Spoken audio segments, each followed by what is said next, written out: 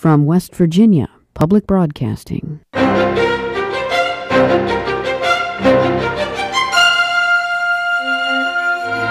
This is Outlook, a reflection of our place, our time, and our people.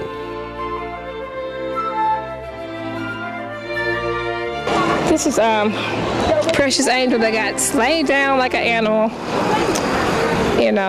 She didn't deserve to die. Welcome to Outlook. I'm Beth Voorhees. Given the violent history between Nelisha Gravely and Desmond Clark, it seems it could have been easy to predict that he would kill her someday. Charleston police say he finally did last Saturday afternoon. She was shot several times, first in his vehicle, then at this Taco Bell restaurant. In this surveillance video, police say that's Desmond Clark sliding over a counter in pursuit of Nelisha Gravely. They say he found her in a utility closet, shot her 5 to 6 times, then calmly left the restaurant. Clark was arrested early Sunday morning, just after midnight. Do you have anything you want to say to her family? I love my son. What does it mean for him now? We're going to catch who did it. It wasn't you? Nope. I know you want to hold these Jordans because those New Balances ain't doing it. In the past 4 years, Clark has been arrested several times. Once he allegedly grazed her with a bullet. He's also been arrested on charges of stabbing, beating, and kidnapping Gravely. But he's only served about 3 months in jail. Once, charges were dropped because a police officer failed to attend a hearing. In 2005, prosecutors never brought to a grand jury charges that he kidnapped Gravely and hit her in the head with a handgun. This past March, he was sentenced to just 2 years probation on drug, weapons, and battery charges. He wasn't sentenced to any jail time. He entered a plea bargain to these charges in January, just a month after Clark himself was a shooting victim in Charleston. Still, why was a man with such a long arrest record allowed to remain on the streets? Earlier this week, reporter Scott Finn gauged sentiment in the community where the shooting took place. He spoke to Pastor Matthew Watts, who heads a community development program in the area. Desmond Clark was once enrolled in that program. I can only speak from my personal dealings with him. Okay, with me, he was always respectful. So he was in our GED program, he was respectful to me. I would see him on the street, and I would talk to him, respectful. The last time I spoke with him was at Shawnee Park, and he had played a basketball game. And I said to him, God has given you another chance, because after him recovering from being shot back in December, and what are you going to do with that chance? What did he say? Well, he told me he was going to take advantage of it. See, we've got to stop having leniency for people who do domestic battery and domestic violence. They need to be treated like any other hardened criminal because they have the capacity to kill. And not just maim, but to kill and destroy whole families. Saturday's pursuit of Desmond Clark led SWAT team officers to this street, where some friends of Clark's are upset with Pastor Watts. No, but why are y'all doing an interview here? We've been walking around the whole community. If you want to talk to us, be more willing to interview you all if you like to. No, I'd rather not. And Reverend Watts, I think you should have blessed everyone, not just one family this weekend. Well, if you would call me, we'd talk about it, and I'll be more than glad to explain to you what my position is. No, I'd rather not talk about it. Well, you call. I'm just saying you should have blessed everyone's family. It's more than one family hurt in this situation. I understand that. It's not just one family. I understand Everybody's that. hurt. I understand that. You talk to Miss Clark, and I think that she was. That's what I deal with in this community. It rips at the community, and so long after this moves off of the front page of the newspaper, and long after it's no longer on PBS and the network news, the community often is still hemorrhaging over what has happened. Joining us now is Pastor Matthew Watts. He heads a program for at-risk youth and juvenile offenders called Hope Community Development. He's joining us for a larger discussion of the criminal justice system, from domestic violence laws to how and why deals are made that keep people like Desmond Clark on the street. We're also joined by George Castell. He's the Chief Public Defender in Kanawha County. Charleston Police Chief Brent Webster, and Delegate Carrie Webster, the chairwoman of the House Judiciary Committee. Delegate Webster has been working to strengthen domestic violence laws. And for purposes of disclosure, we would like to say that Delegate Webster and Chief Webster are brother and sister. Welcome to you all. Glad you're here. Thank you. Thank you. Pastor Watts, explain what we just saw. What was that woman talking to you about? What's a frustrated, concerned citizen? She felt that I should have shown more attention to the family of the alleged perpetrator of this recent shooting on the West Side during my Sunday morning radio program, when I did focus a considerable amount of attention to the family of the deceased young lady, which I believe to be appropriate for me to do. We always dedicate programs and we show attention to families of the bereaved. But it shows concern and it shows frustration. She is a very close friend and dear friend of the mother of the alleged perpetrator, and more like an aunt to him. And she's concerned and she's frustrated. And because I don't hide from the people, nor do I hide from their criticism, I'm accountable to the people, their frustration will be vented against someone like myself, because they often cannot vent their frustration to the people that they're really upset with. Chief Webster, there has been a lot of discussion about the multiple arrests of Desmond Clark. Obviously, your officers knew this guy, right? Yes. Were they frustrated that he was still on the street? Yes, they were very frustrated. He's not the only one. When you see repeat offenders, you do get frustrated, and you wish maybe you could do more. But we also understand the limitations of the system as well. And there's a lot of if-onlys. You know, if only we had more evidence, if only we showed up to court and testified, those kind of things. And so, but we were very, very aware of him, and we knew of him. Mr. Castell, in very general terms, now you've never represented Desmond Clark. Not personally, Not no. personally. But in general terms, from a defender who deals with young men like this all the time, yes. Why was he not in jail? What I usually see is just the opposite. I see not vast numbers of people who aren't in jail, who the general public and the general consensus should be in jail. I see just the opposite. I see large numbers of people in jail, I think unnecessarily and inappropriately. So my experience is primarily the opposite. And I think if you look historically, and of course any one tragedy or any one major crime draws a lot of attention, but it sometimes, in fact it often, gives a distorted impression, because if you look at the historical record just in West Virginia, you see over the last 15 years or so, you see a population that is stable, you see a crime rate that is not increasing but is instead declining, including a violent crime rate declining, and yet you see a jail and prison population that honestly has tripled. Tripled when every factor that you would think would have a bearing on the size of the prison population has decreased. Delegate Webster, your background is as a public defender. You represent this area of Charleston in the legislature, and you're chair of the Judiciary Committee. What stands out to you about this case, maybe not this case specifically, but this scenario, which plays out time and time again in West Virginia? Just a couple of months ago, a woman bus driver shot cleaning her bus by her estranged husband. We see this scenario played out. So from your perspective, what should be done? Well, one thing that I think is evident just from the discussion at this table is a lack of information. We're focusing on the conviction and sentencing afterwards, but a part that we're working on in the legislature is a uniform bond schedule that will at least give guidance, because you're supposed, when you look at a person who's a candidate for bond, in almost every crime except a capital one, you're going to look at likelihood to commit a crime, their past record, their willingness to show up in court, because that's the point of bail. And one thing, and this is something the public didn't know, did we have low bonds? You know, those kinds of issues. He could met the bonds. Yeah, I mean, obviously, I think, you know, the records show that he was in all total, you know, between 40, 60, 70 days on different charges. But violent crimes usually mean higher bonds. And the criteria a magistrate will look at will be your prior arrest record, your likelihood of committing another one, and violence. Are you likely to commit it again? And in West Virginia, the bonds are too low.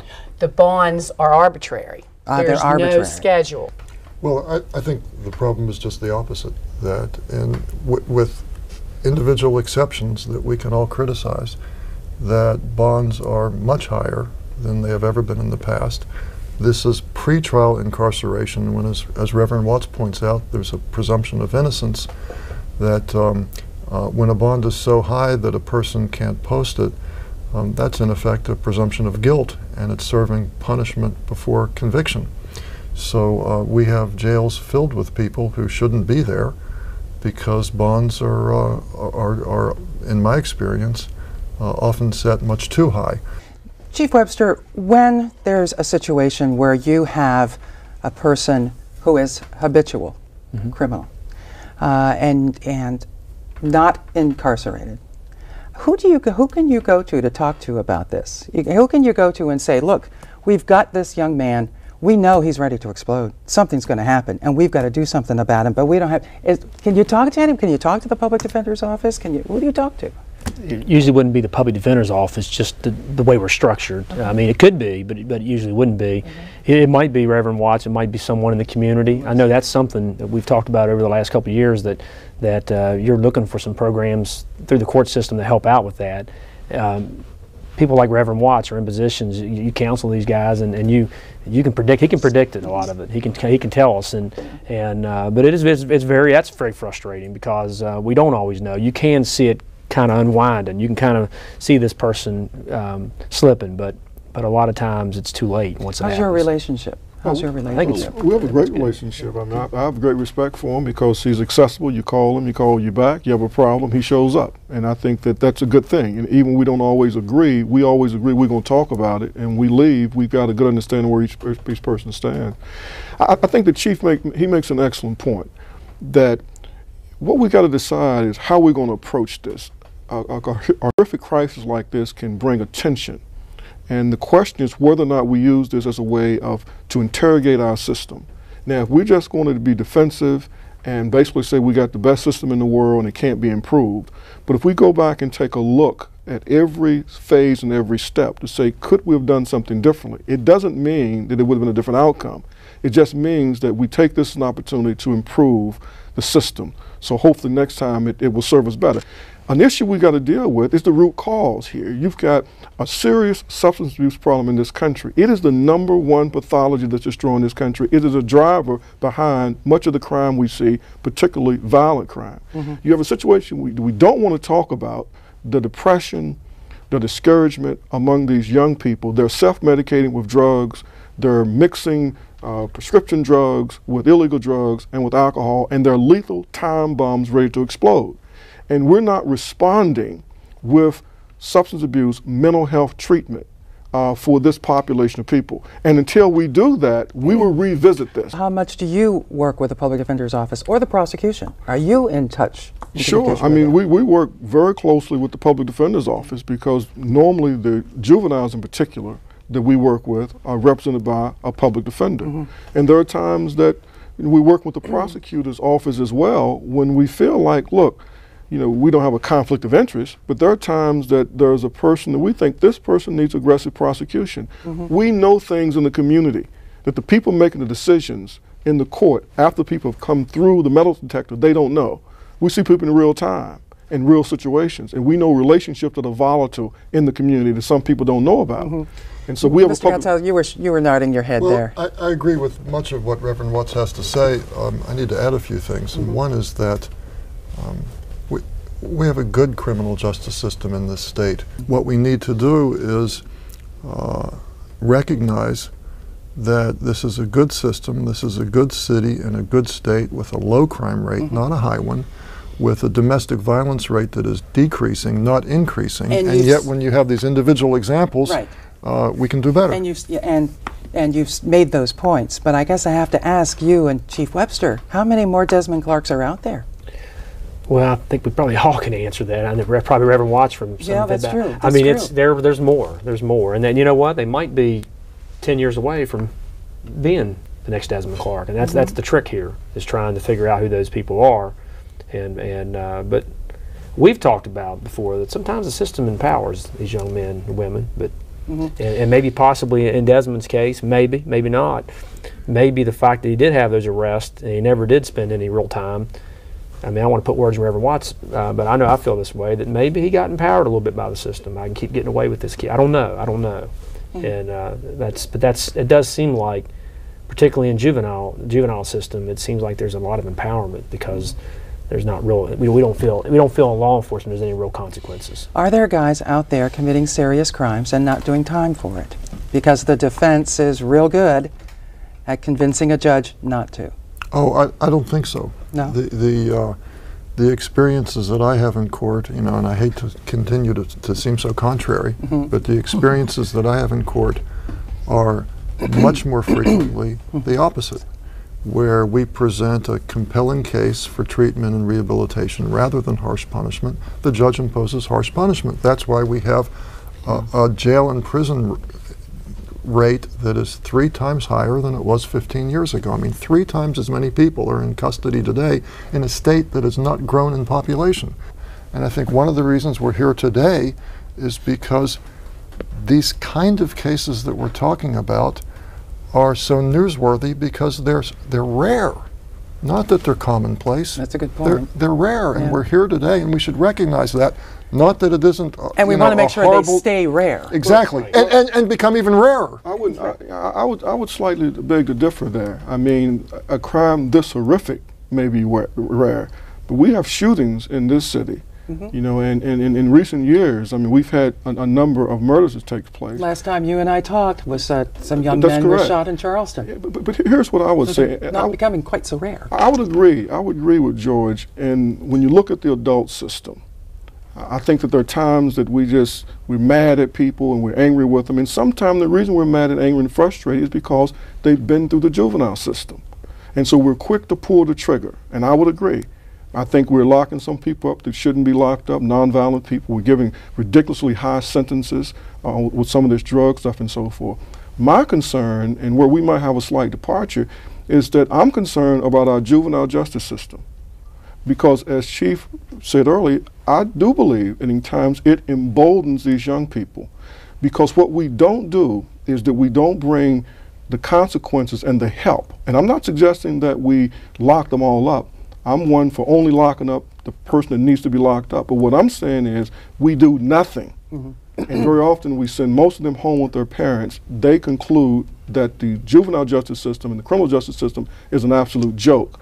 And they go through this for a number of years. And then they graduate at 18 and now they're in the adult system. And one day, with the passage of a birthday, the way they're treated totally changes. Let me get back to Chief Webster. What's your relationship with the prosecutor's office? There is some question here. I guess an officer didn't show up for a hearing from Clark. Well, that wouldn't have much to do with our relationship. That might be. We're researching why the officer missed, and we are researching that. And it, it could be he didn't get a subpoena. It could be. I mean, it could be no fault of his own, or it could.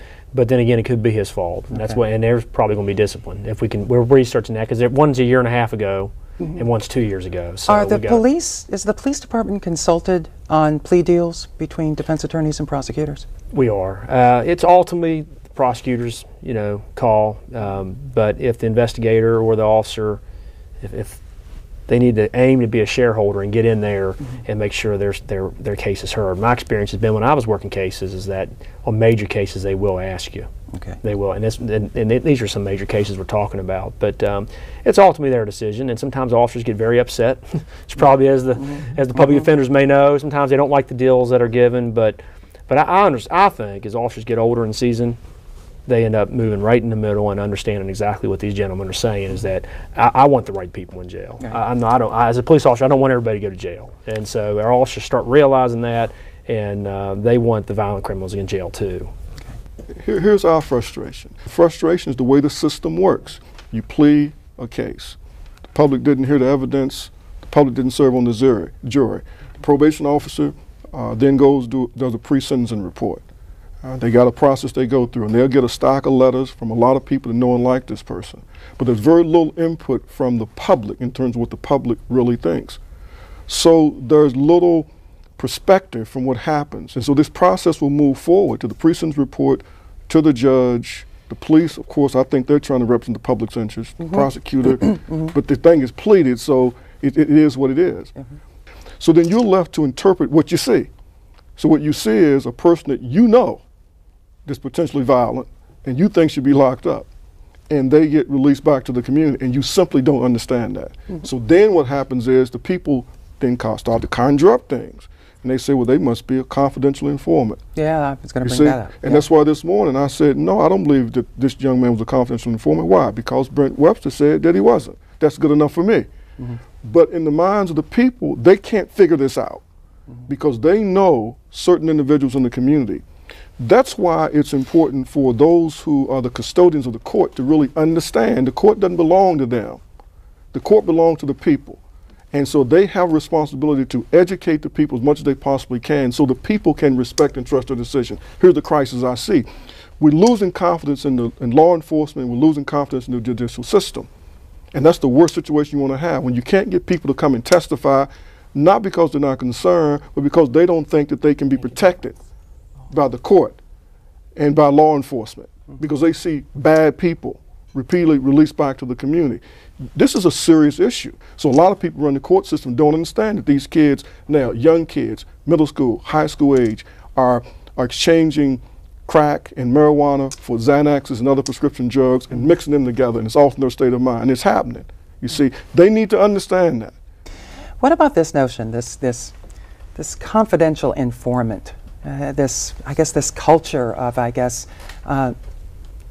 telling people what you know, working with the police officers. What's this all about, confidential informants? What's this all about? Well, I mean, confidential informants for years, I mean, we've had to use them because a lot of times police aren't allowed into a subculture of violence or drugs or whatever. I think, and of course I'm administrator these days, but I think that the guidelines to be a confidential informant have really tightened up. Maybe George can jump in, because I don't know what the prosecutor's office, I know that crimes of violence will pretty much knock you out. We don't want you. Okay. Are they paid?